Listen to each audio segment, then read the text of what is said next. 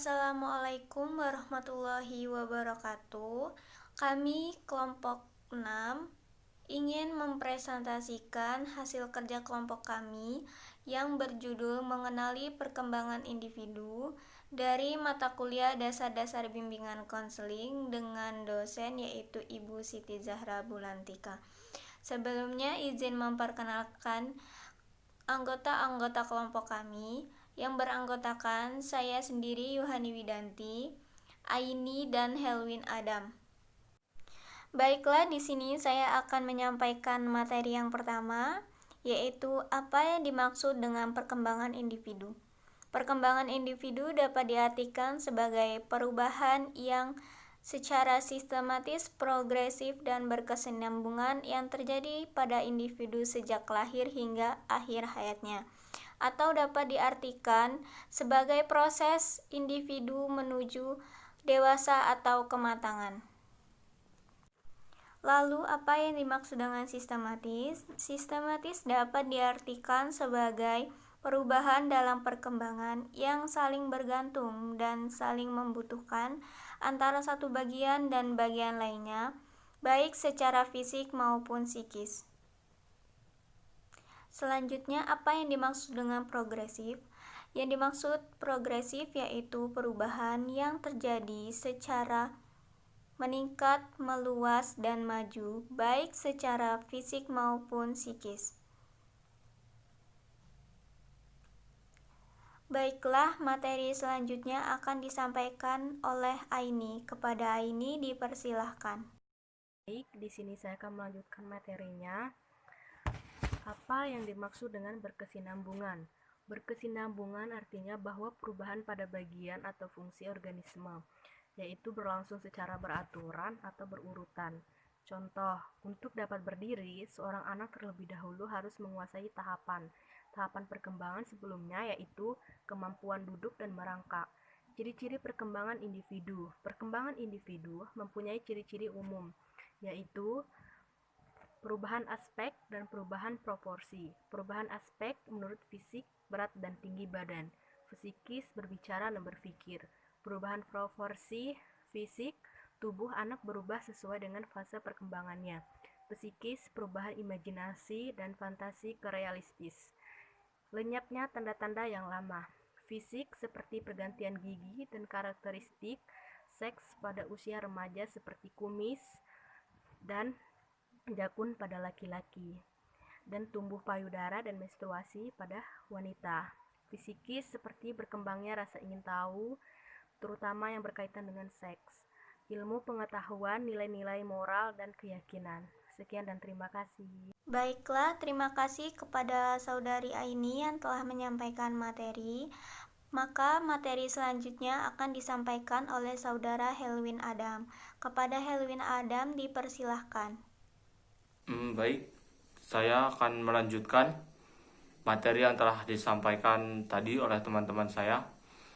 Kali ini yang akan saya bahas adalah mengenai pola dan prinsip dari perkembangan seorang individu. Seperti yang telah kita ketahui bersama, bahwa seorang individu akan mengalami perkembangan, dan perkembangan sendiri itu adalah sebuah proses di mana segala aspek-aspek yang berkaitan dalam diri individu, baik secara fisik ataupun non-fisik, yang terus mengalami perubahan. Nah, perkembangan sendiri di sini memiliki prinsip, yaitu perkembangan akan berlangsung seumur hidup. Maksud dari prinsip tersebut adalah bahwa setiap individu akan mengalami perkembangan dari mulai kita dalam kandungan hingga pada saat nanti kita meninggal dunia.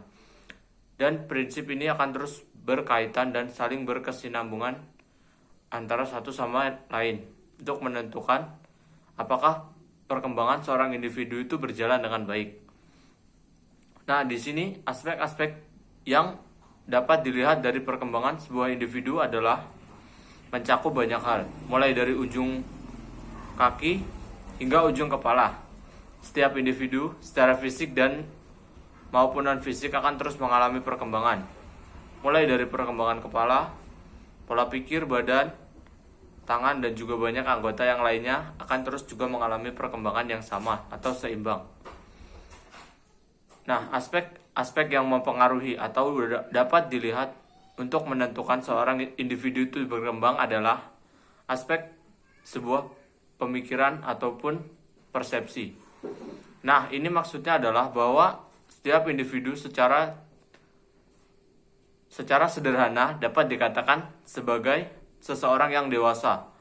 Berarti individu tersebut adalah seorang yang telah mengalami perkembangan pola pikir yang pesat, atau secara berproses dia telah menjalani setiap pembelajaran dengan baik. Nah, yang selanjutnya adalah proses perkembangan atau aspek perkembangan dari bagian agama atau spiritualitas. Secara sederhana kita bisa melihat bahwa individu ini berkembang secara spiritualitas dari bagaimana cara ia bersikap dan bertindak di dalam kesehariannya, dari bagaimana cara ia beribadah ataupun berkata-kata kepada setiap orang yang ia jumpai. Dan yang selanjutnya adalah moralitas.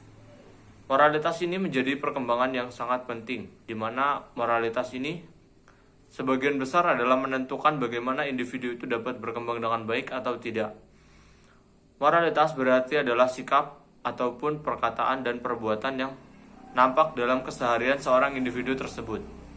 Yang selanjutnya adalah sosial interaksi. Sederhananya adalah bahwa sosial interaksi ini berkaitan dengan masyarakat. Seorang individu dapat dikatakan berkembang dengan baik apabila ia dapat bersosialisasi dengan baik terhadap masyarakatnya, ramah tamah dan saling mau tolong menolong antar sesama tanpa membeda-bedakan siapapun. Nah, setiap dari perkembangan-perkembangan itu akan memiliki hubungan dan kaitannya masing-masing dalam menentukan setiap individu akan berbahagia atau malah justru membawa dampak yang buruk. Tergantung dari bagaimana individu tersebut dapat memahami dan juga menyikapi setiap hal yang ada dalam kehidupannya.